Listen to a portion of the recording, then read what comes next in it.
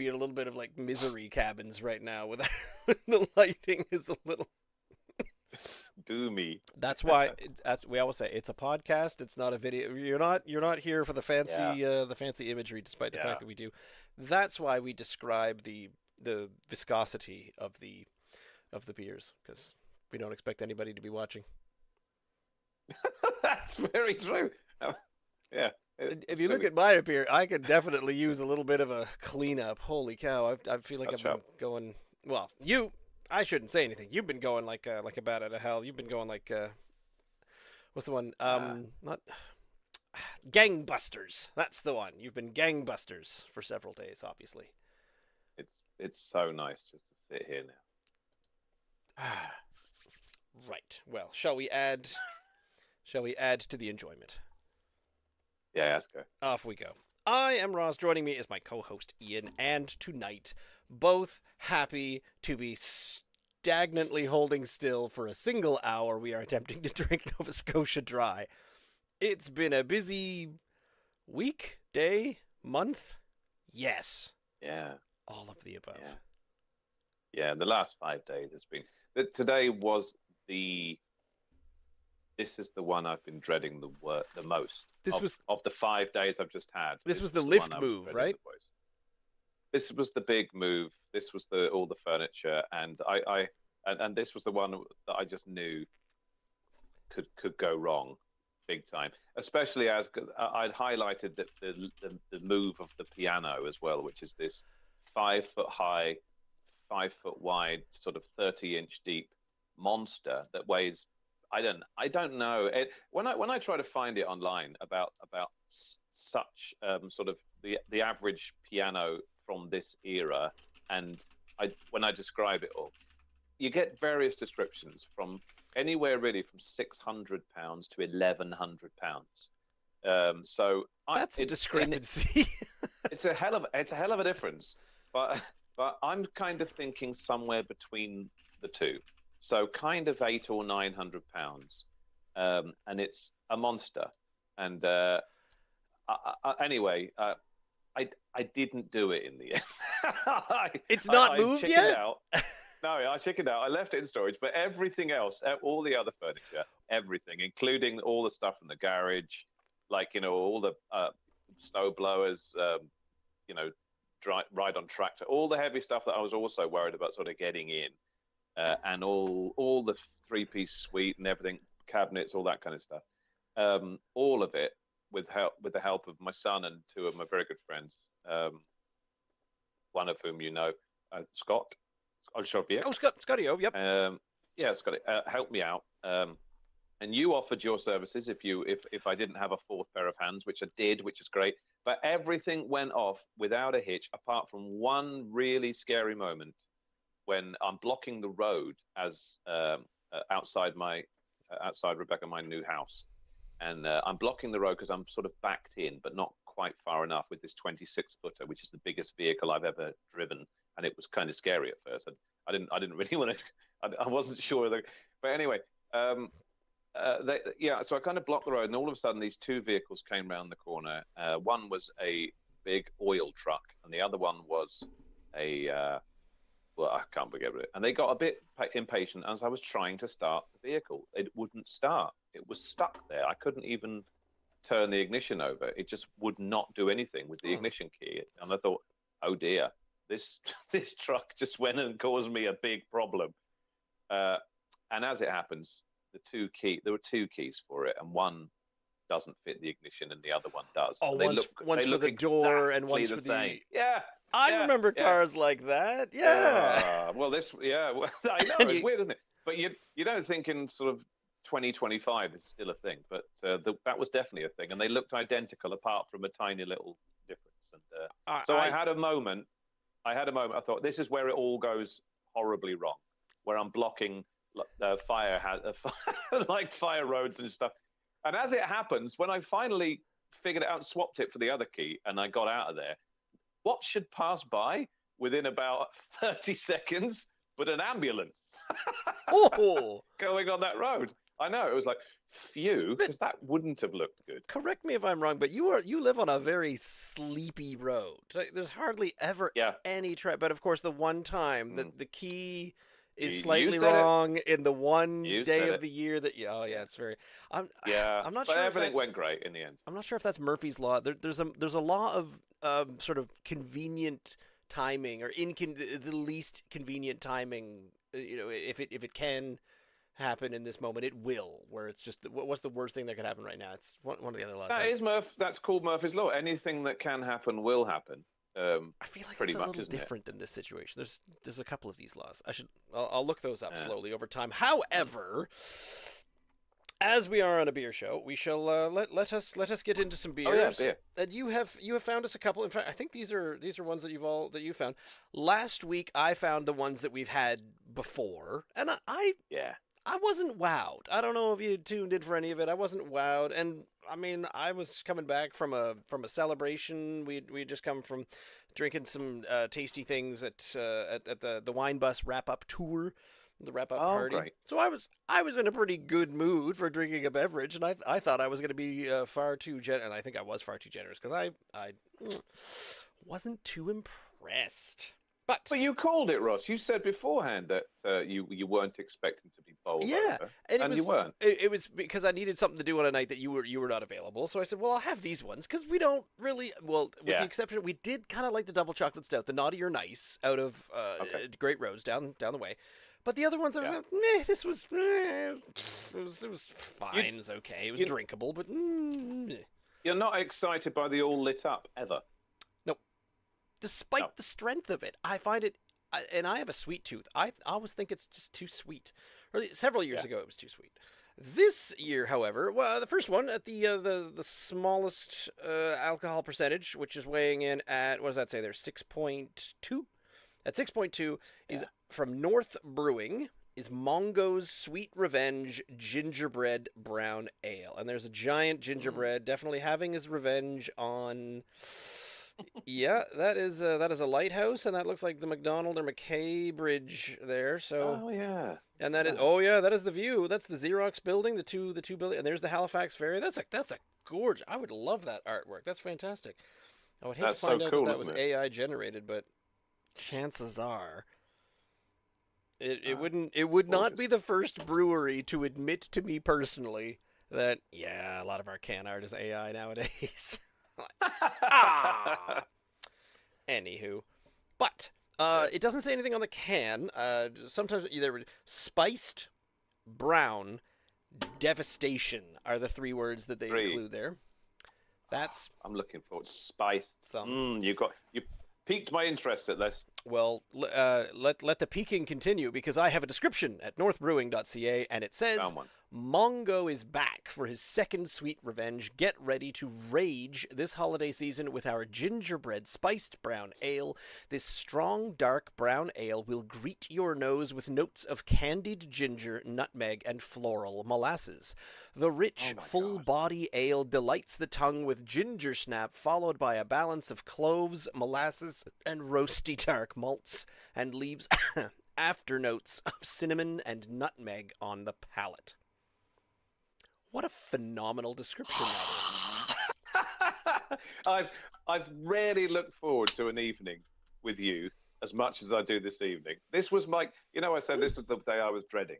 Well, I mean, I was dreading all five of them, all the last 5 days, because my body, I didn't know how my body would hold out. But I thought at the end of it, I've got these tantalizing presents. Very interesting sounding beer. Yes. No, this is... I'm kind of glad that I didn't have much time to sort of read into these ahead of time. I sort of looked at them quickly and said, that's a neat little monster. Clunk. Just sit over there, stay cool. And the Tom Waits for No One Stout. And then I didn't even notice the Garrison one. Said that it was... I was only putting it over here on at my desk when I saw, wait a minute, chocolate Imperial Stout from Garrison? They don't do that type of thing. But the darkest, I think... Apparently they do. We had this conversation about Garrison at one point, didn't we? Were the darkest we've ever seen was their nut brown. That's the darkest Garrison I think I've ever had. Ian Smith will have. Can you smell spiced? I can smell a spice. Yes, it's not the spice I was expecting. Ginger a little bit. Ginger, Nutmeg of all tiny, very, things. very subtle. Yeah, that's Yeah, very curious. ginger. I can't smell. It's not something that it didn't say. Oh yes, it is. Uh, it's the gingerbread brown. So therefore, it's Brown. got to be ginger. Right. Yes. Right. Well, it's not smelling particularly gingery. No. I'm hoping I'm not coming down with something. You recently you've had a couple of sniffles in the last I month or I so, have and I still tickled the yeah, throat as I was speaking there just a yeah, minute ago. That's going yeah, to come back here and there. yeah. Well, I've been keeping it at bay. Ah, Hopefully, this isn't the time around about Christmas when I suddenly go, "Ugh, there we go." So I got in, and then you relax, and your body says, "That's it. You're done now. You're open up to all the viruses." yep. Hopefully, that's not how this is. I But, I had a couple of shows. So I finished my second show, my pre-Christmas, my Nutcracker show, because at the beginning of that run, oh it was God, yeah. it was the Friday morning of the first performance, and it was so Friday night, Saturday afternoon, and Saturday no Friday night, Saturday night, and Sunday afternoon. Those were the three shows over 3 days that I had, and something Okay. like Friday morning, I woke up and I was sort of. Uh, I thought, well, at least I'm not singing because I already would not have been able to hit some high notes, so it was a non-vocal part. All I had to do was prance around, so I was just trying to make sure that my nose wasn't going to drip on anybody, and other than that, went for it. It was fine.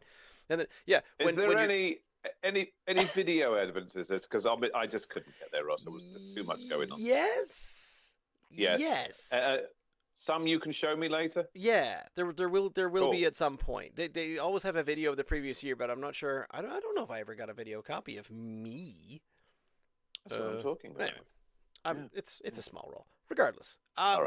mine fit in the glass. Look at that for a brown ale. For a brown ale, and it is trying to tell me that it is a brown ale. That is thick. I cannot see through Dark. that. It's deliciously good. It's Lovely. devastation. Devastation. Devastation. Well, I'm not getting a smell particularly of gingerbread. I'm starting to now. Now that it's in the glass. Oh, Okay. here we go. Yep. Notes of hopefully the taste will do it. candied ginger, nutmeg, and floral molasses. That's the smell you're supposed to be getting.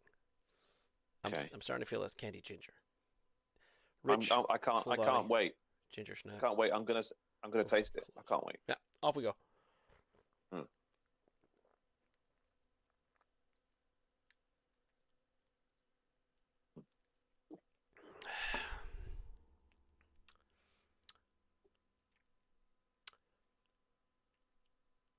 I can taste it, and it's subtle. It's not. I've had ginger in beers before, and there was one we had, and it was like, oh my God, it's it's so gingery. This one is really subtle. That is a very nice level of ginger flavor to something even called, the gingerbread, the devastatingly gingerbread brown ale. Is it like it's very stouty for a brown ale? Yeah. And because where they say the roasty dark malts and the afternotes of cinnamon, I feel this hits 3 times. It's a candied ginger at the front, and then there is this lovely, this full-bodied malty heaviness in the middle with the dark malts. And then at the tail end, there is that little nip of cinnamon just to remind you, oh, and it kind of tastes like a gingerbread cookie on its way out. Yeah, yeah. That is very well designed. A sweet treat. Nice. It's still in there as well. It's all kind of mouthfeel. It's all sort of all around my mouth. It lingers. Throat. It lingers Yeah, it does. and re-delivers some additional flavors as well. Because stouts generally do that to me if they are rather than just the nondescript stouts. Ones that have stuff going on in there tend to really linger and coat your throat, and they're still there maybe half an hour later if you're lucky. So in a weird way, the only points I could think it would lose are that it feels more like a stout than a brown ale. It actually looks like a stout as well. It's amazing, but it's a really dark brown. I can see it against. I've got this light thing going. That's why you can't see what's going on behind me. But there is a fire burning away in the background. Ooh, that's a solid plan. But the light, when I hold it up to it, it's definitely brown, and it's dark brown, and it's quite delicious. Oh, the, every single little piece. I say, should I be getting this much candied ginger? And it says, oh, it starts off with candied ginger. You're like, well, all right, you told me I was gonna get it. Delights the tongue with ginger snap. I get that right away. Yeah, the ginger snap right away, followed by a balance of cloves, molasses, and roasted dark malt. I'm not getting the cloves, and I'm fine with that. I'm fine with that. Yeah. The middle of it is molasses and dark malts, and then just as you're saying, that was really good, there's this little, it like throws this long cinnamon. It fills away as it's falling away down your throat. That. It just says, also I have a taste of cinnamon. Farewell. Cinnamon!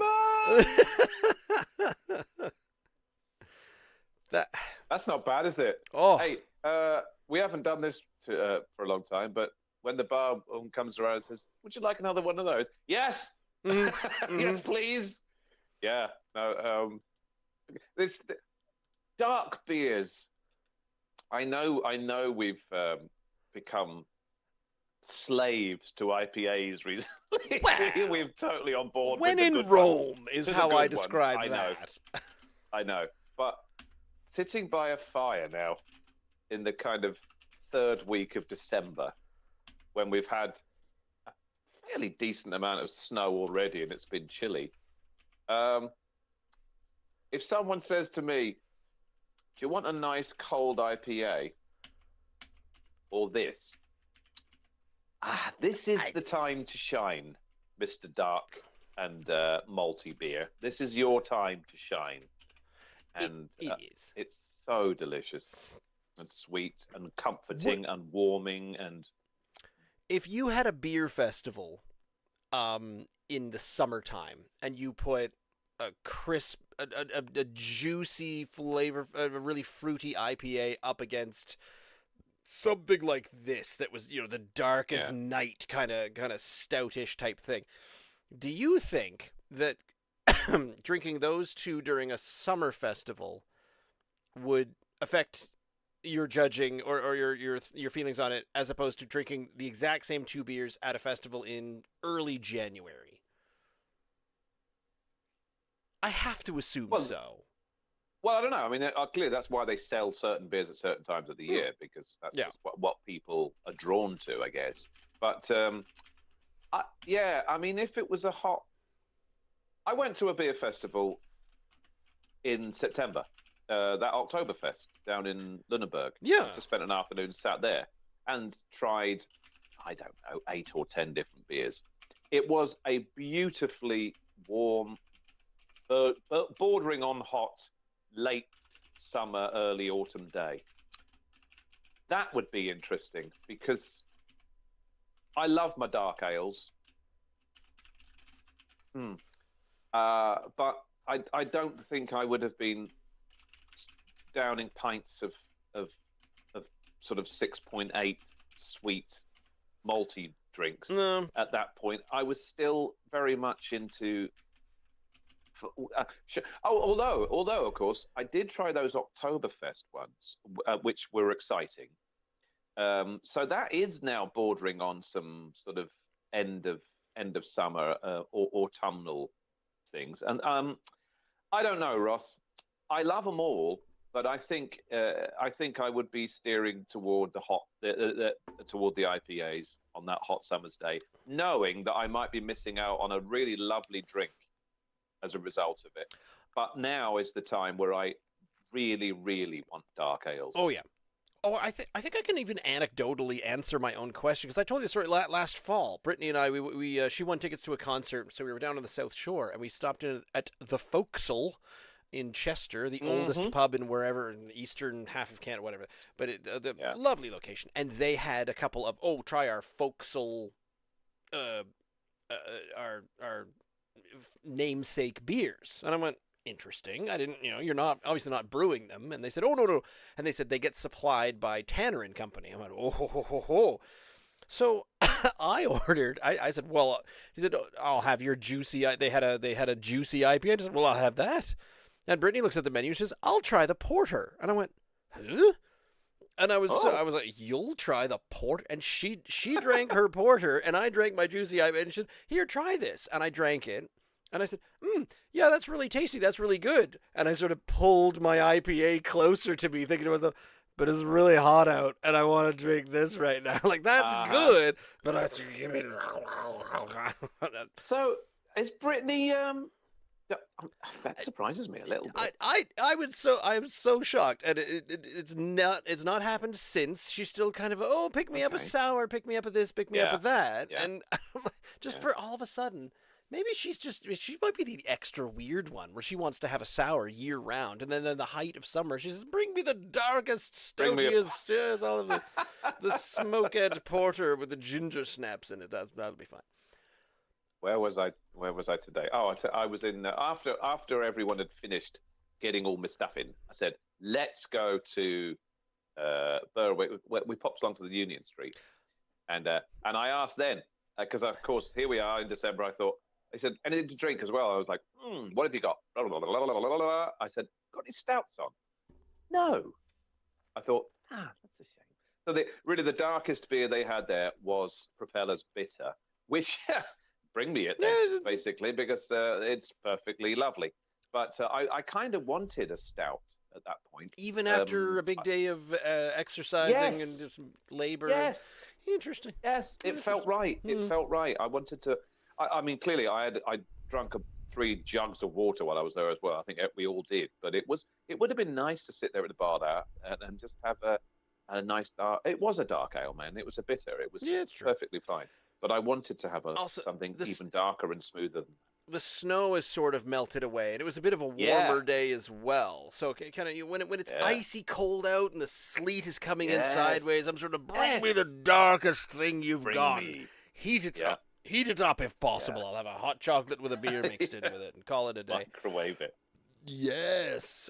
I'd think about it, that's for sure. This is so good, Ross. I do like it. I have struggled, and I think I have to, for now, I think I have to give it a 9.5. Wow, very good. It's too very good. Go big or go home. Do you remember North Brewing did that really sweet thing last year, and I can't for the life of me remember the name of it. You didn't love it. North cinnamon bun Imperial Stout. Cinnamon bun, there we go. I loved it. You didn't. Surprisingly, we didn't. I didn't record any of our our scores on that, mostly because I'm completely behind on everything. Right, but I'm hoping. I loved it, and I kept getting more of them when they went on sale. I thought, I'm buying them. I'm just getting them all in. I loved it. This is different, but it's just as delicious. My God, they brew some good booze, don't they? Mm-hmm. Booze? They do. Brew some booze. Oh, whatever. Yeah, they do. Small announcement. This came up today is because I know North Brewing, they've got their main facilities are down in Dartmouth, but they've got a little sort of taproomy area out in the Timberley way, which is further down the 103 towards South Shore-ish. And so for secondary locations, we know recently that Saltbox, they closed up shop in Wolfville. They're out of town. That's no longer a thing. So they must only have I don't know if they even have their Halifax location anymore. But there was an announcement. Smokehouse, our own Berwick Smokehouse, announced that they were going to be closing up their little tap room down in the city. And I went, okay. To concentrate on their flagship place in Berwick. Well, I read that, and I basically thought, okay, a number of years ago, there was a craft beer boom. There was an explosion, and several things have happened since then. We had a pandemic. We've had crazy. I mean, I don't think the tariffs have been a big thing, like international wise, but the economy has not been doing fantastically. And then you hear it all the time. Even the restaurant industry, the movie industry, entertainment industry, people aren't going out. People don't have money to burn and spend. Yeah. And sort of, it's all, these $50 won't fit in my pockets. Where will we go tonight? Well, we'll have to try out the new craft brewery establishment. So I think that probably had a lot to do with it. Where there was success to be had, but I think even with a brewery that makes a great product, I think the market, the availability of all the people who are probably clamoring and sort of saying, oh, we want to come to your establishment and drink your delicious things, but I'm sorry, sir, I just have absolutely no money left whatsoever. No money. That's right. It's sad, isn't it? Support local. You're always told. Support local. But then if local, if local is basically no cheaper or maybe more expensive than the big boys, as it were, then it's probably going to put people off, unfortunately, and they're going to go for generic shite. Well, do you find still though, when you go to said craft breweries and pick up their beers there, they are still marginally cheaper than getting them from the NSLC? I should probably pay attention to that, but I really don't. Okay. When I go in, right. I like, I'll get 2 of these and 2 of these. These are interesting. I'll get all of that. And they say, that'll be $150,000, sir. I'm like, whatever. I'll just throw all my money at you. I don't care. Give me the beer. I think roughly how that goes. You can get them. You can get them a few cents cheaper. You're not saving, like a king's ransom on it, but it's still a little cheaper if you get them straight from the source rather than that little bit that the NSLC puts. But even if it is, if you are saving 30 cents, chances are you're giving the brewery at least $1 or $2.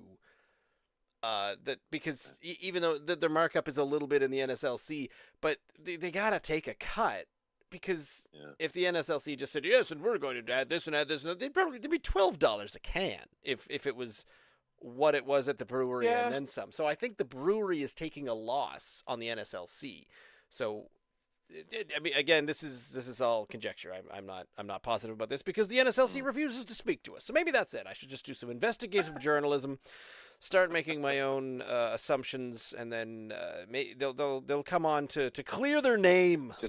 We'll finally get. If I keep bad mouthing, we'll have the premier on here. We'll have the prime minister on here. Now stop bad mouthing Nova Scotia the Liquor Commission. They're not that bad. Come on. Are you keeping a little back because the other 2 are stouts? Of course, this one's a brown ale, although it's almost masquerading as a stout. It is. I can't decide. What do you think? Do you keep a little mouthful? I am, just because I love it so much. Good. If the other two aren't winning me over, I'm sure they will. Yep. Then at least I can come back to this at the end of it for a hint of gingerbread. I've got a mouthful of gingerbread left. It's pretty good. All right. Second, we move on, and we have had this before, or at least I have had this before on the show. I will quickly check. Yep. Wasn't it number 1 or this like in was the first couple of weeks? This was the very first one I ever had a very, very long time ago. However, here's the funny thing. It's because, so they've got the Tom Waits for No One, and if you look really closely, the can has some skeletons on it. Because they released this one at Halloween with the skeletons on it. And I was tempted to have it at Halloween.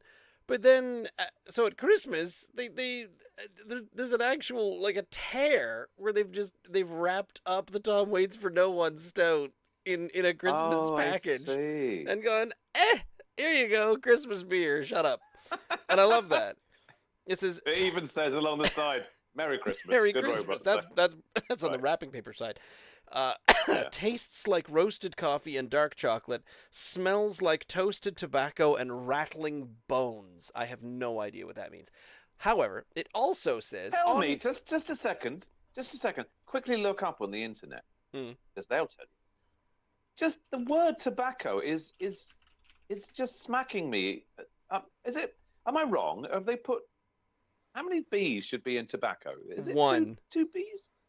So that is a spelling mistake. If you start correcting the spelling of every Nova Scotian, you are going to have yourself a full-time job.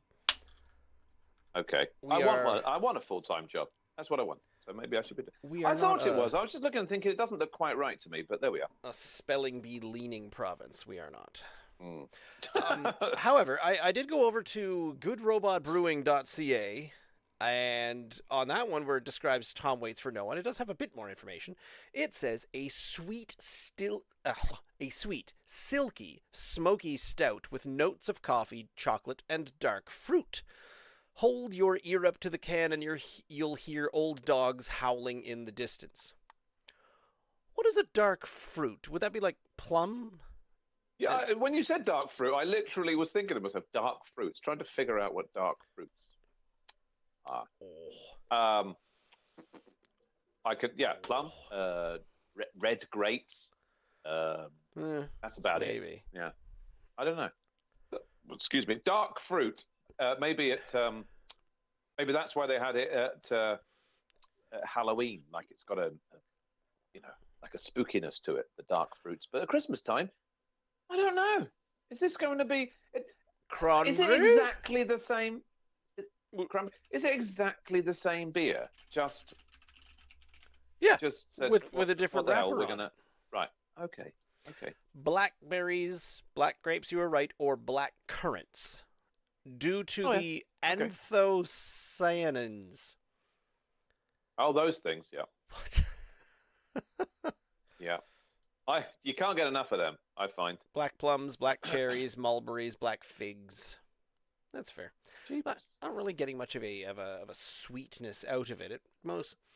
It pretty much just smells like a strong stout. It is a 7.9%. It does say strong beer, but it still just says stout. So it's a 7.9 stout. We're not Imperial. There's not a single touch of the Imperial about it. I am getting a fruity bouquet. Yes, I am. I'm starting to get a bouquet of chocolat, which is exciting to me. I got a fruity bouquet from the can, and now I've poured it some. Here comes the choco. I got some fruit. Oh, look at that. It'd be good. I did drink this at Halloween. I didn't try to make it any part of the show. So I'm glad you did pick this one up so we can have it now. But when I had it at Halloween, I thought this is good. It didn't wow me. Was that exactly the same can? I'm still talking about the can, Ross, because I've been transfixed by it. Was it exactly the same can? Can you remember? No, Can you recall? It definitely did not have the Christmas thing. No, I'm sorry. Take that away. I mean the fact that they've just wrapped up the other one. Was it that can that's hiding underneath it? Was that the original can from 5 years ago when you drank it last? Do you know what I'm getting at? Yeah. Well, I mean, I don't ask you to go back, or do I? To see whether or not that is indeed the can.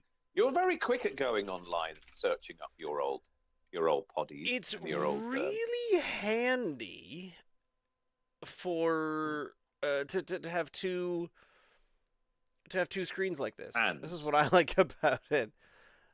Oh, where's it's pouring. It's dry. Will this do?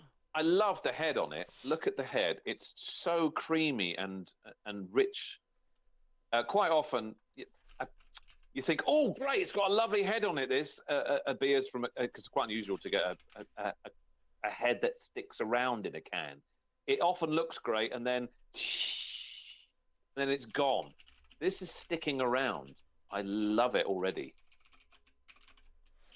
Yeah, it is still very heady. I'm having a hard time getting it all to fit because I think I have a very small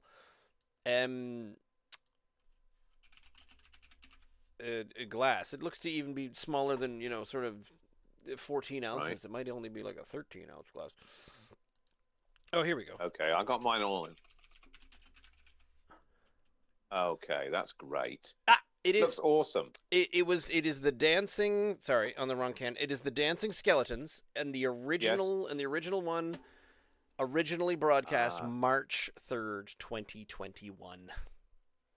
Was me with Okay. some pretty March poor lighting again. March 3rd, 2021. So it wasn't right there slap bang in October time. We're not talking. It wasn't released for Halloween then, was it? Oh, No, look, no. I keep asking the really difficult questions because you might. This is black.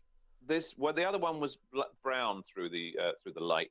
This one is definitely very, very, very dark. And I've sent you off on a. Have I sent you off on a sort of a trek around your old A podcasts? little. 'Cause, Tom I Waits don't want to. for No One is a rotoscoped short film starring Tom Waits, directed in Oh, 1979. I'm trying to see if it features dancing skeletons. It doesn't seem to, because these, if you look really closely, do you remember the spooky, scary skeletons, the old black and white sort of animated cartoon, that yeah, song? It looks like those ones from that. So is it yeah. kind of a? But it does not seem to be that plot. Did they do that? Did they do that with a zoetrope? With that thing where you spin it and the skeletons move Oh, like this. You know probably. what I mean? Yeah, yeah. Zoe trope. Zoetrope. Look at that. I think it's Pre-film animation device invented in 1834 that creates the illusion of movement from a blah blah blah. Huh. skeletons. And you know what that is. I would not be able Apparently, to remember that word. yeah. Zoe trope, spooky, scary skeletons. Is a viral Halloween trend, especially popular on a physical device. Oh my. What? Skeleton dance, where it's most frequently That's it. Lego skeleton zoetrope. Chocolate in the background. While you're doing that, I am smelling chocolate. I'm still getting a slightly fruity bucket. Oh, And it's all gonna fit. It's all gonna this is fit all now that the good. head's gone away. Yay! All right, we're ready. I've waited very patiently Yep. for you to get all that in. Sorry, 7.9%. Here we are. It's all right in the thing. For a stout. All right. Cheers.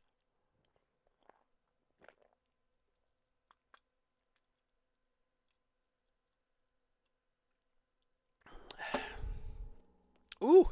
Whoa. Hey. Mm-hmm. um. Wow. Oh, is that ever smooth? God. It's that tastes really boozy to me. And I don't know if it's the flavor of the dark fruit that's coming through like a dark cherry, but that tastes like I'm drinking a liqueur.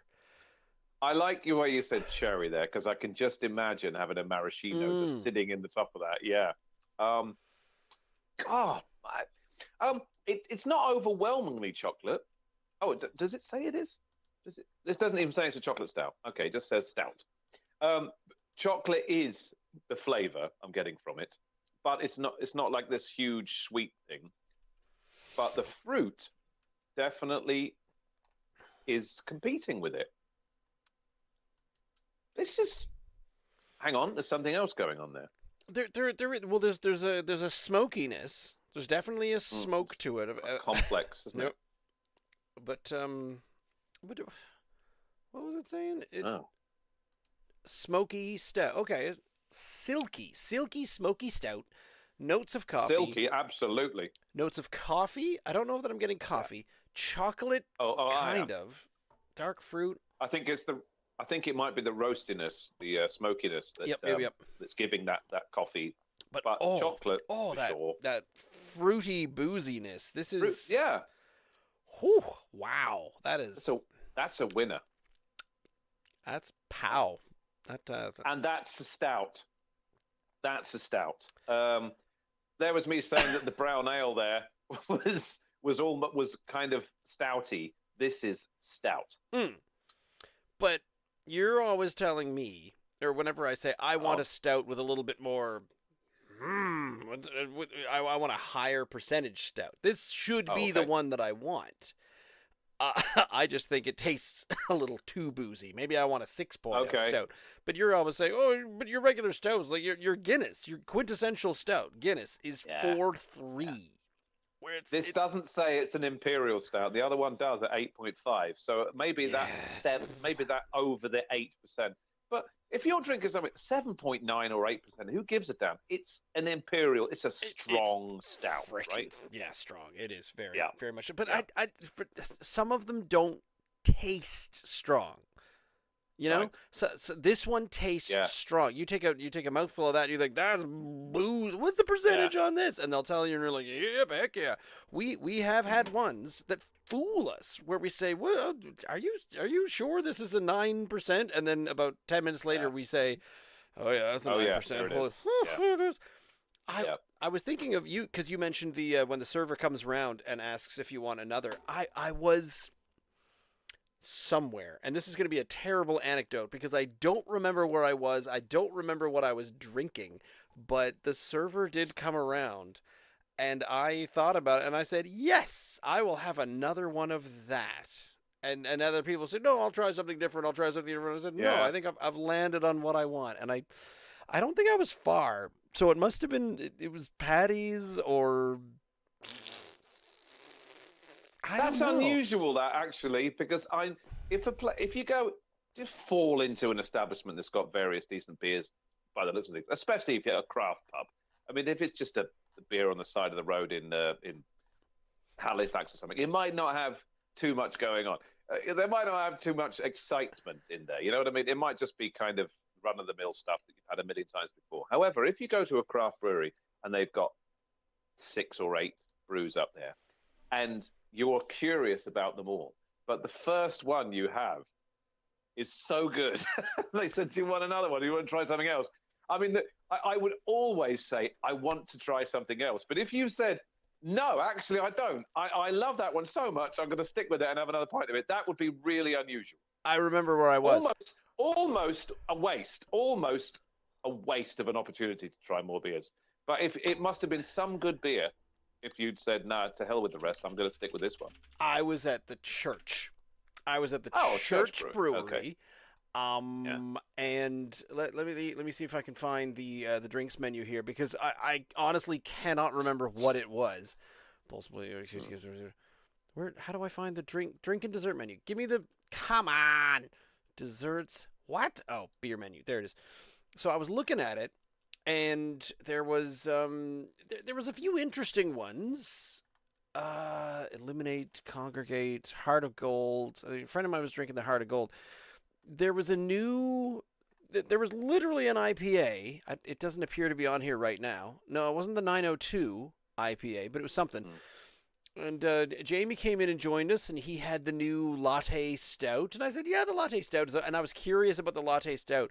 But when he came back, and I was done my first IPA, and it was this beautiful hazy IPA. It was kind of a newish one. I said, no, I will have another. And I thought to myself, this is the scenario that we're always talking about. I am curious about other things on there, but I'm like, this is so good. And it was so good. It was a freezing cold night, and it was, but I was just, I'll have to try that. Yeah. Oh, talking of which, that's, we're talking about obviously the summer weather. The summer lends itself to us wanting to have these IPAs. But what about triple IPAs? Now, I think I'd be more drawn to having triples in the colder weather, maybe, than, yeah? I was going to suggest that because either the next week or the week after, because we do have some super barrel-aged Imperial darks as well, but I thought we might... I think there could be an argument for a triple IPA in the next couple of weeks as sort of either a Christmassy or New Year's celebratory. We do have several now, don't we? We have at least 2, maybe 3 triple IPAs. Yes. Yeah. Kicking around, and one of them has been there. And is it not called Longest Night? It is.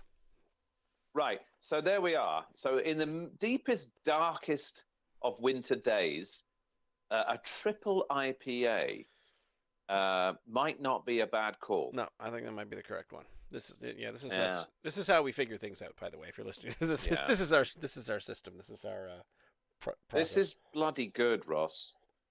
That's I'm bloody still I'm still not swayed Oh, by it. I get how I am. boozy it is. Honestly, it doesn't taste like a stout. This tastes like no, it's too boozy, and there's a tartness to it, and Don't you love that? I shouldn't be able to Don't you taste it love that? through the smoke. I should be able to taste the smoke and the malt first, and the booze second. It was just me, because when we had the quintessential Imperial the Imperial Stout that we love, the Bad Apple Brewing one, what was the number one flavor on that? It was milk chocolate. It didn't. I still didn't believe taste it's boozy. the best Riz I've tasted, but there has been so many good, strong stouts I've tried since then.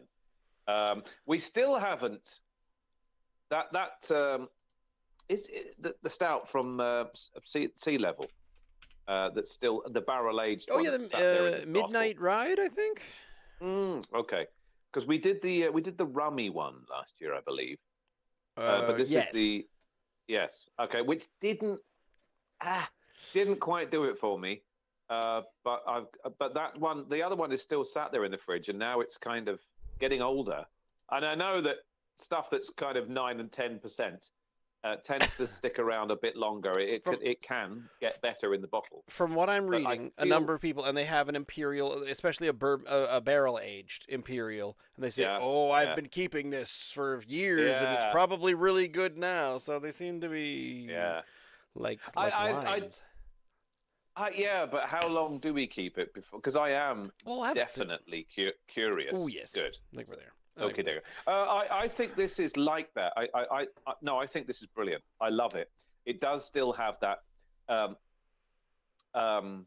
It's more to me. If they had it as a Halloween thing before, I think they were wrong. Which is probably why they stuck a wrapping paper on it and said, "No, this is a Christmassy." Well, stuff. I think they have it. I think they have it year round, and do they? I think I had it in March. I had it in March. Oh, that doesn't mean 4 years ago. That doesn't mean to say it still is, does it? That's true. But I'm down a rabbit hole of skeletons and skeleton dances and this whole spooky, scary skeleton thing, because apparently that song, I thought, so that song has been associated with the black and white, the skeleton cartoony dance from an old Disney film. I thought it was associated because it was written for that, but apparently that animated short film, The Skeleton Dance, had its own music. And so recent I say recently, but holy cow, 1996 was when Spooky Scary Skeletons, when that song came out, was written. And I thought, well, that explains why I don't remember hearing it a lot in my youth, because by 1996 I was no longer technically a youth anymore. You sound like that. I immediately graduated to listening to Old Man River, putting on why wouldn't you? getting the wireless and the Victrola on to hear my old vaudevillian, I don't know what old people listen to, whatever kind of thing. Probably not Old Man River. I wouldn't have. Oh no, you sit around and listen to very old-fashioned, pioneer, depressing music, don't you? That was Paul Robeson, wasn't it? Maybe. This is why we bring you to trivia night. The dumbest songs can fall from my face, and you'll know it. I didn't mark the gingerbread. You did not. The brown ale. No, you gave it a stupendous 9.5. I'm going to go back to that one and mark it because. But this one, I love it, Ross. I think it's so. It's too much for you. It's is it too cloying? boozy. I can't get it comfortably over my my uvula. I don't know. over you. Whatever. I'm going to go. It's a 9 out of 10 for me. This Yeah, is okay. so lovely. Yeah. I gave it an I've 8.4. missed. I thought it was going to be one of those days where you love it and I think it's okay and we give it the exact same mark. But no, you're going up. That's good. Okay.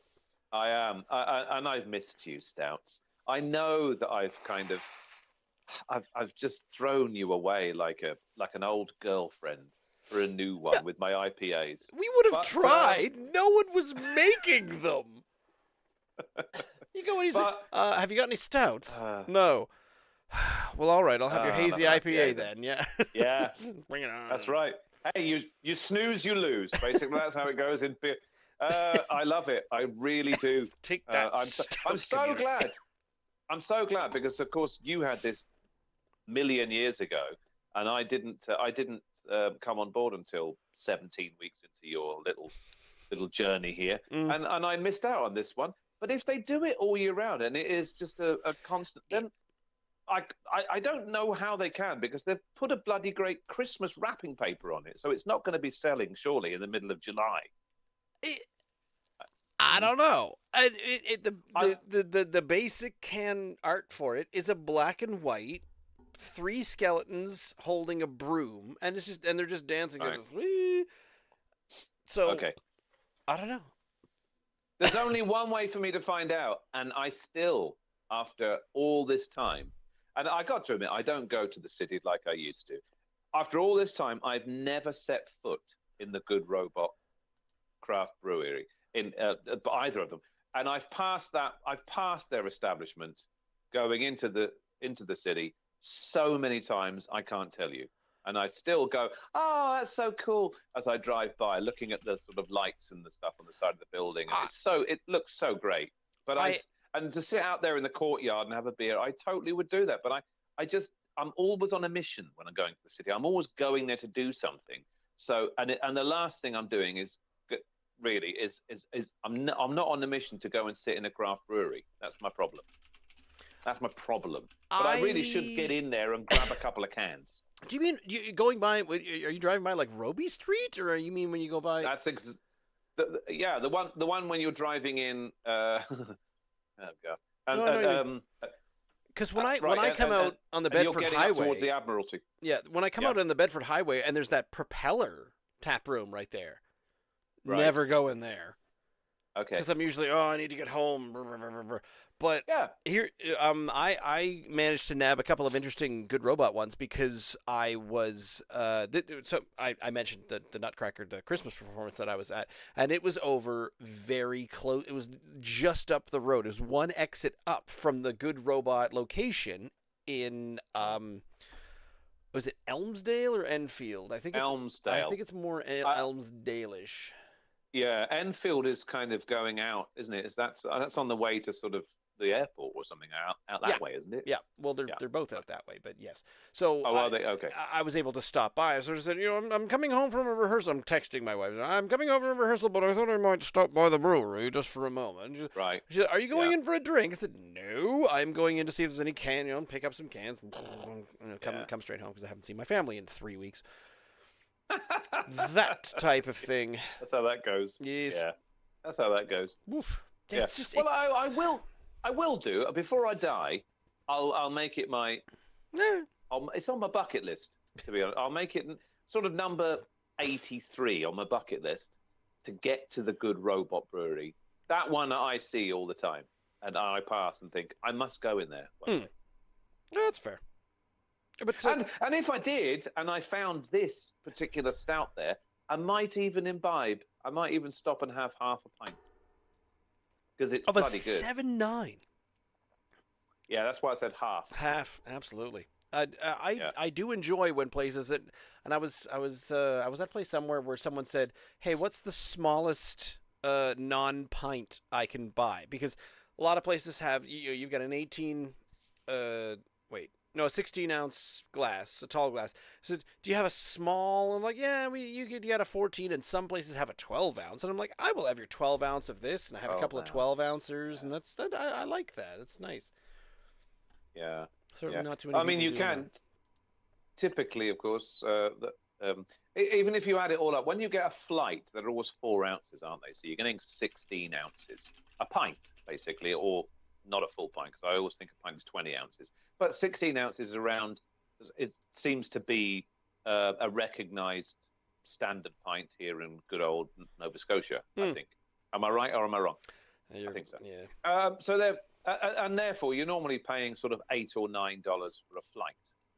So you can get a good idea of their range over having just a pint of their beer for $8 or $9, and it's at least that way I get a good idea of what's going on in the brewery from those that little taster. I was looking it up, and who we had Josh Council, one of the co-owners of Good Robot, on the show, and I could always reach out to him and say, look, what's the deal with Tom Waits? What's going on with this? With Tom Waits, is it available year round or not? What's the when can I when do I stock up? They're not going to sell this in its current can in all year round. Surely this is just this is the Christmas one, but I argue that the regular can seems pretty Halloween themed. And we are getting certainly wrapped up in the nitty-gritty of it. Like, why we're arguing about what the thematic styling of the can is, as opposed to the thematic styling of the beer itself.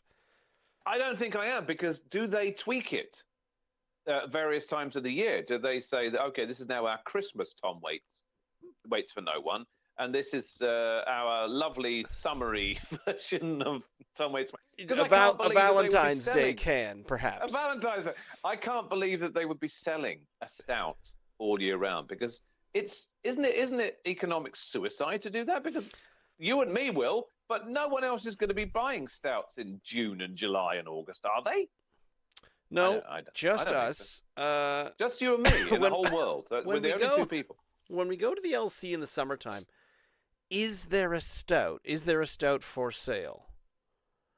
I'm trying to. If you pick up the 3 tons of IPAs and push them all aside, you might come up. I can't think of one. I can't think of one either. But we're 2 out of 3 beers deep, all year round. Maybe this will solve the problem of our memory. This will definitely get us our memory back. Our third one, for some horrific reason, the Garrison's winter-vention chocolate Imperial Stout, 8.5%. Now you've got a what is that? A snow plow is chucking snow everywhere, East Coast, whatnot. So it's just people shoveling and plowing snow. There's a blizzard going on up at the top of the can in the background of all of the thing.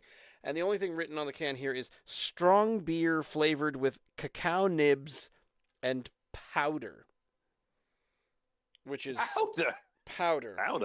And I think that fresh powder, dude. You know we're gonna go up the mountain, man. It's gonna be totally awesome. Or we're gonna definitely powderate it down the side of the.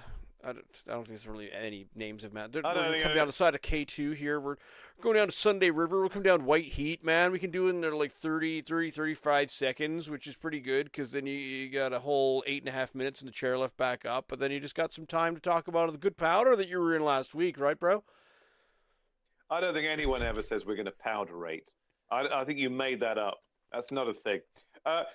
Before you and I went live this evening. Powder 8 is the entire plot to a movie made in the 90s starring, oh God, what's the Canadian Mountie guy? He was in that Due South. Paul Gross. Paul Gross was in a movie in the late 80s, early 90s called Aspen Extreme, and it's all about skiing in Colorado, and they enter a competition, and the competition is called the Powder 8. Why is it called the Powder 8? Oh, let me explain to you the entire plot of this movie. So the competition that they are in is you enter as a duo, because then you have to carve back and forth your way down a freshly snowed on mountain. Well, it looks more like a DNA strand, so I have many different titles for what this should be, but they call it the powder because it looks like just 8 after 8 after 8 after 8. Yes.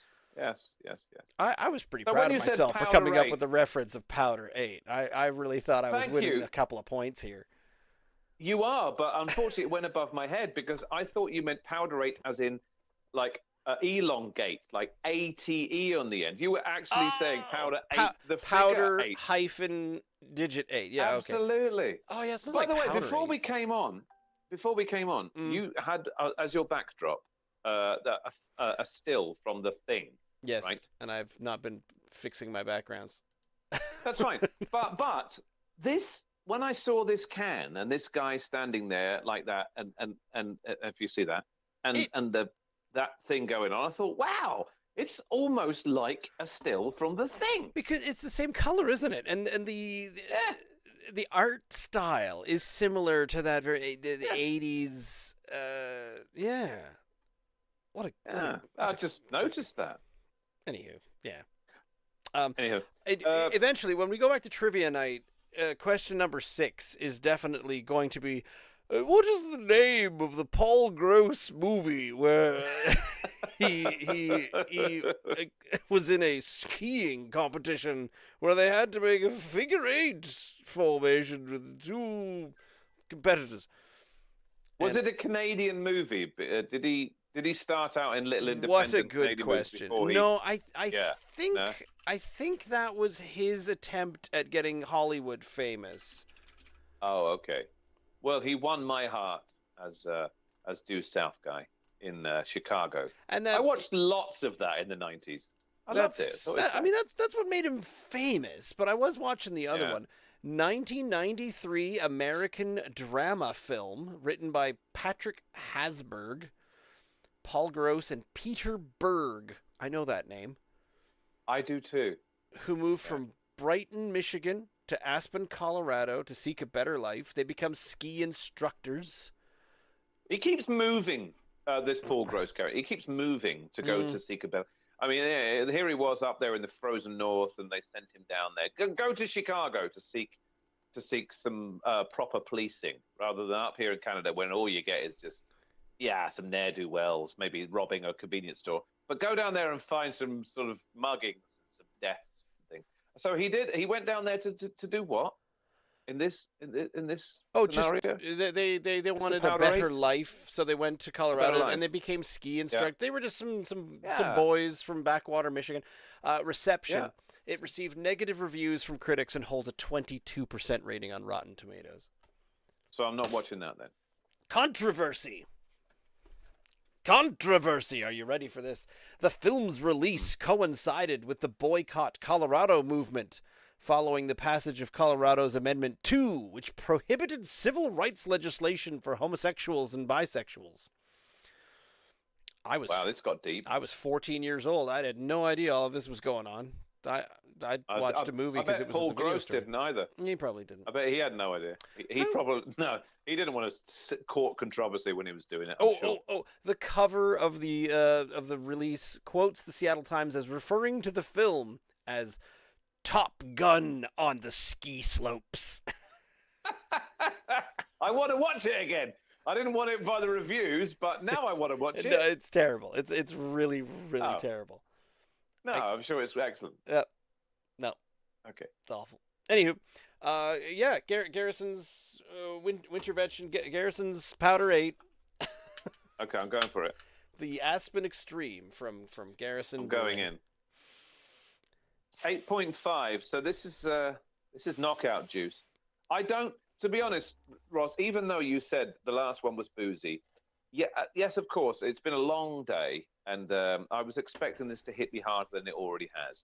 Because sometimes I can sit here after a long day and have one can, and I'm like, oh my goodness, I really feel that already with you, and I've got 2 more. Well, these have been 2 good, strong ales, and I just feel relaxed right now.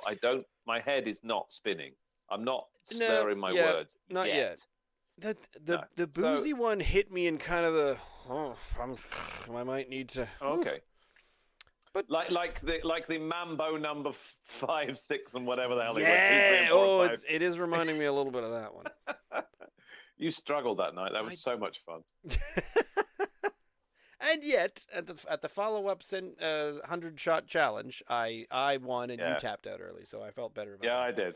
I didn't tap out early. I just didn't feel very well. No.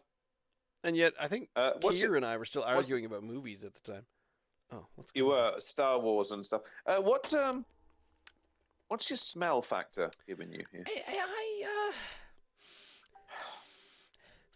It's got that fruity, that tart kind of thing. The same thing Again? Yeah, the same kind of dark fruit. Now I will tell you, Garrison. So there's nothing on the can and description whatsoever. But Garrison-brewing.myshopify.com, catchy, does have a description, and it is the following: it's 20 degrees below, dark at 4 o'clock, and the holidays are over.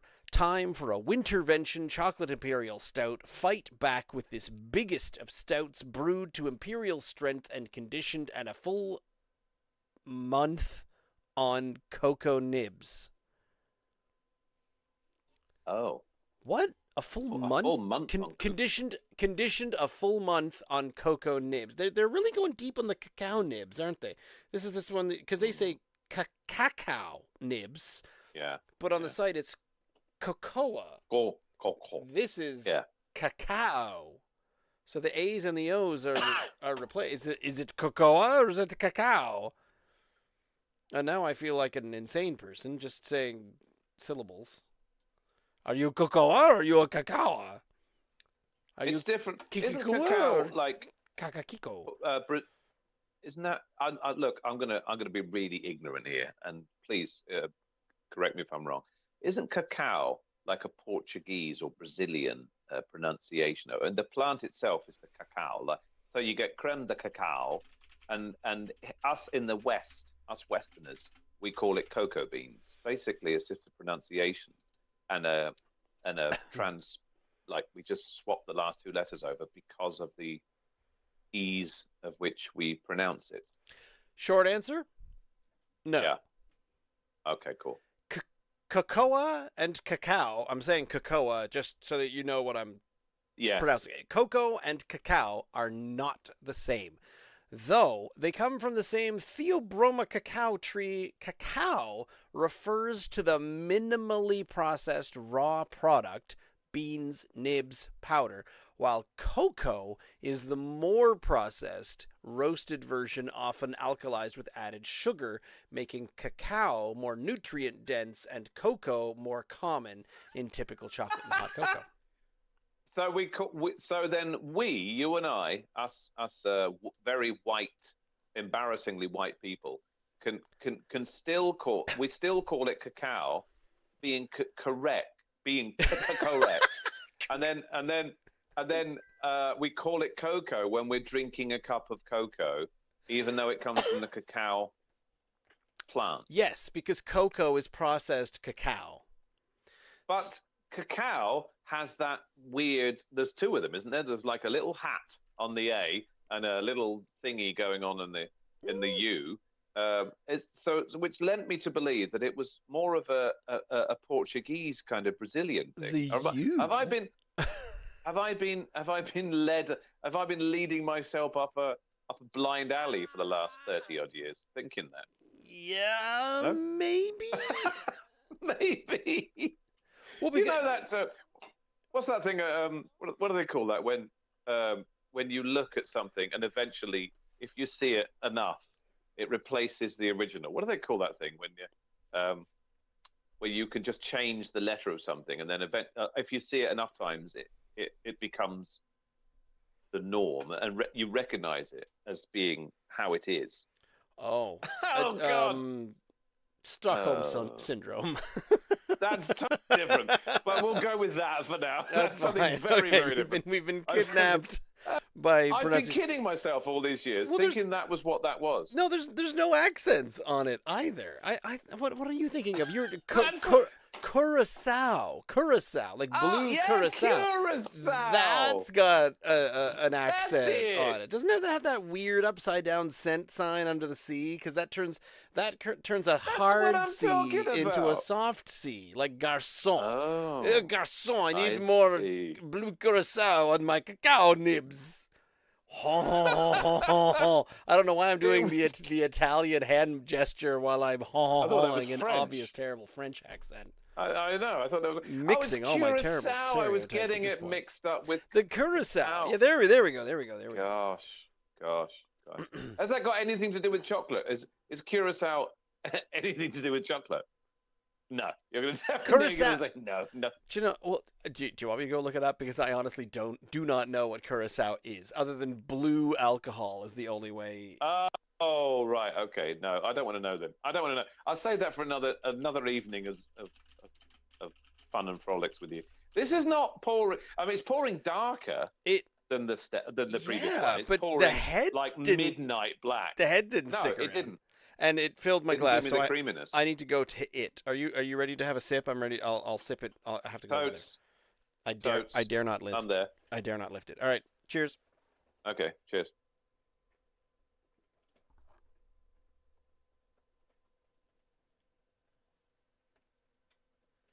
That's a warmer. Oh, Whew. Okay, it's stronger. It's stronger. but it Does tastes. it taste as boozy? No, No. less Interesting, isn't boozy. Less boozy. it? Yeah. And that's the one Interesting. that I want to get into. Like, if you had that ice cold, mine aren't ice cold at this point, but if you No, had nor that mine. ice cold, you'd just be sitting right in front of the fire. Like, I could sit at an outdoor fire with that. Here's my thing. When we were kids, they would feed us this watered down hot chocolate around the fire all the time. Where was the 8.5? Where was the Imperial Stouts when I was 10 years old on ice skates? Do you want to drink that? It's funny. You said if it's ice cold, you want to sit around the fire with it. This is the temperature. Actually, this is pure luck, not judgment. Mine is at the absolute, I think, the the perfect temperature. Okay. You've seen a photograph of my new cool room in the basement, where I from yes, isn't that perfect? From which I drew these three cans about an hour ago now, about an hour and a half ago. What time is it? 9, 7? Yeah, about an hour and a half ago now. Mm. And they were really quite cold then, but because they've been sat up here now in this It's sort of furnace room, we do wax poetetical for quite some time. it's warmed up, but it's kind of at the perfect temperature, I think, for drinking this. If I'm going to drink a generic stout, and I'm going to harken back, I'm just going to say, look, it's Guinness. Why not? I don't mind Guinness being cold. I really don't. I don't mind it being sort of 4 and 5 degrees. Yeah, I want these stouts. I want these good, solid craft ales to be warmer than that. These stouts. I want mine to be sort of 10 degrees, and I reckon this one is pretty much there right now. And it's so everything, all the flavors have come to life because of that, because they're not freezing cold. This is delicious, but it doesn't taste as fruity as the last. It's a more. I'm now trying to. It's more chocolatey. It's more chocolatey. It better be. It's rich. It's the only one that calls itself a chocolate stout, because honestly, the North, I think the North gingerbread still has a slightly better middle body to it, like chocolate adjacent body. This one, it's escaping out the back end. I was going to say it's very balanced though. There is nothing you don't get. I'm not getting anything in the initial taste that's lingering or something else that's coming in and replacing it. It's basically the same flavor from the tip of my tongue on the lips to the back of my throat. There's nothing going on there that's particularly exciting and going, oh, hello, what's that? But I really like it. It's like drinking hot chocolate but cold. I was excited at its lack of over booziness at first, but having more sips, it honestly has started tasting, even though it is theoretically 0.5 up, 0.6 really. It's kind of a watered down Tom Waits for no one. I think it's I was going to say, like I think it's a bit. May I say bland. boring? But boring. I was going to say. You said bland, boring. I don't think there's anything exciting in it. It's a chocolate stout, a strong one, but there's nothing really that's exciting me with it. Whereas the other two had stuff going on in there that was interesting. I I'm like it. I'm wondering if it's ruined because of the over flavor booziness of the Tom Waits. So I'm gonna try a little sip of the North Sweet Revenge. Okay. Sweet Revenge. Palate cleanser, the Mongo Oh, the sweet, Mongos, yes. the Mongo Sweet Yeah, Revenge. yeah, yeah, Palate cleanser. yeah. Oh, oh. Right, there's a lot, isn't there? But there's a lot going on. it patiently delivers. Okay. It says, "Here is your ginger. Now here is your malt. Now here is your sweet cinnamony exit, and how is that?" It's Right. at the Yeah. tail end, the last dregs, and it still is patiently delivering the front and the middle and the exit. So it's nuanced as a pint, whereas this one just says this is a chocolate stout. It's a strong imperial chocolate stout. It's not very exciting. But it is doing what it says on the tin, and so you can't fault it for that. Oh my god, it's bracing when you yeah. So the same way as the Tom Waits is bracing coming from the North Brewing one, the Winterlude. So, fight back was biggest of stouts brewed to imperial strength, conditioned in a mouthful. It doesn't taste boozy. I don't feel like I'm getting huge boozy out of this. I don't feel like I'm tasting cacao nibs. I feel like I'm tasting a slightly stronger, all lit up is what this tastes like, and that's probably why I don't really like it. You don't really like it? Well, I really like it. You I don't like mean this? I really like it. I mean I like it because I like chocolate stouts. I do, but I do think it tastes kind of generic, kind of bland, kind of boring. There's nothing exciting about it. However, I could quite happily drink this without being excited by it. Okay, that's all I'll say about it. It doesn't score as highly just because it doesn't have the personality that the other two do. But I'm perfectly fine with it. I'm giving it a 7 out of 10. Oh, I thought I was I thought I was giving it a hard time by saying it's an 8.2 because I also like chocolate stouts, but I don't think this is a chocolate stout. I think this is just a boozy dark beer. Can you not taste the chocolate? No. Oh, really? Yeah. Interesting. No, to me, it's a. I don't want chocolate stout to be. I don't want to be barfing on it. I don't want it to be the Mambo 2, 3, 4, and 5 because they were so cloying and so sweet. This is definitely chocolate, Ross. There's no doubt about it. But it's not. It's not sickly. It's not sickly because of it. But I don't think it's very exciting. There's no real. There's no taste of anything else apart from a general chocolatiness and a strong, thick, rich stout. Yeah. It's just bland. But I like it. I do like it. So 7 out of 10, just because I can't. Yeah.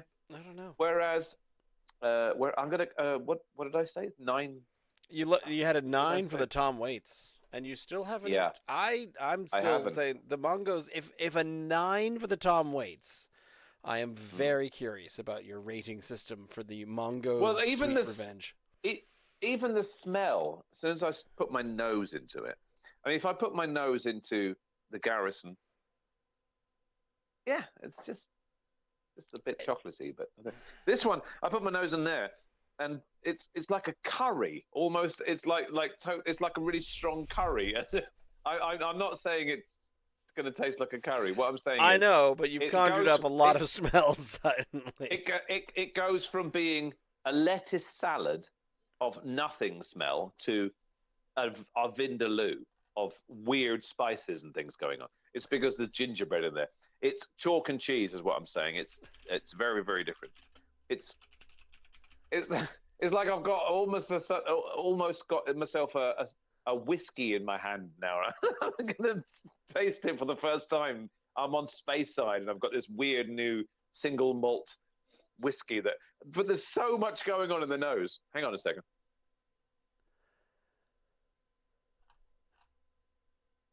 And because of the lack of any real flavor going on there, the ginger at the bottom of that now is so pronounced. You think? I'm still finding it very, very well mixed and very well balanced, even at the bottom of the I'm glass. not saying that it's overwhelming. I'm saying immediately I absolutely homed in on the ginger there. Because the other two don't have ginger in them.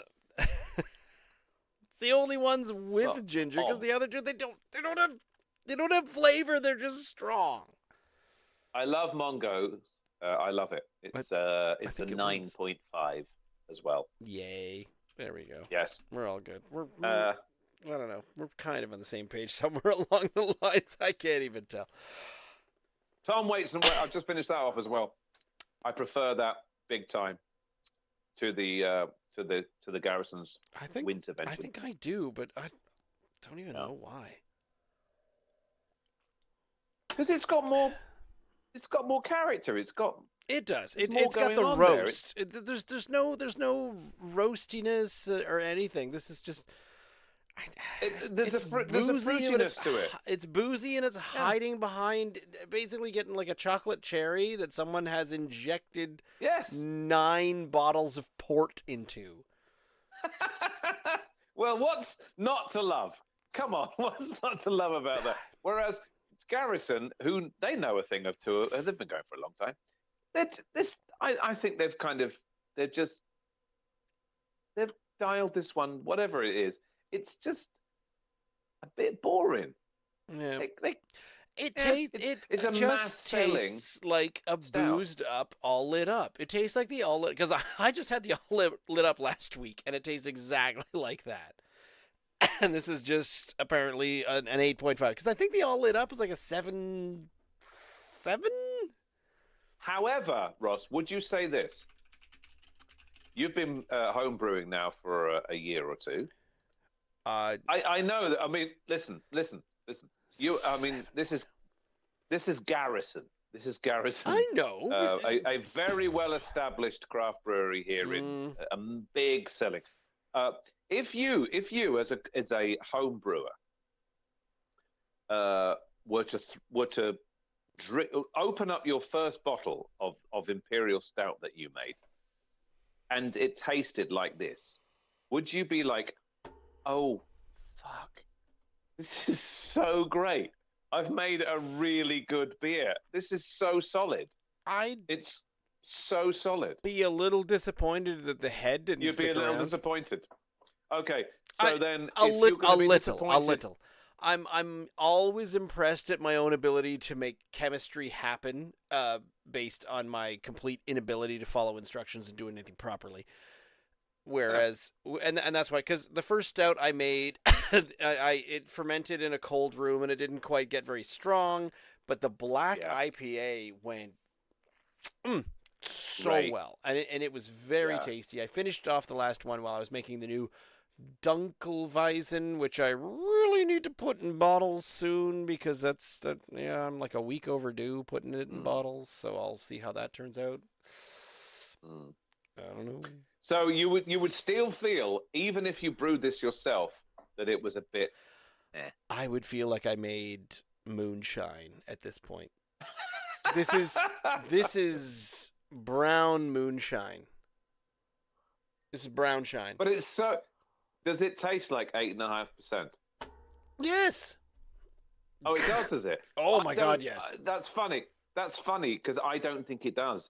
You think it's smoother the Tom Waits for No One. The Tom Waits for No One, to me, tastes boozier than this. Really? Yes. Oh.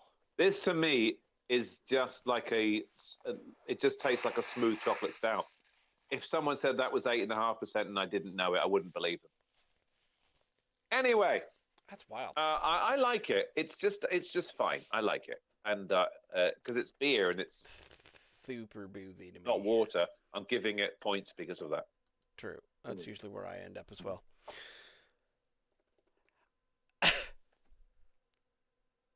I would slip out this way by saying I'm out of here, but I've got to maneuver these days. I've got to maneuver myself. Are you a submarine commander? What's what's happening here? You're maneuvering. I'm out of here. That was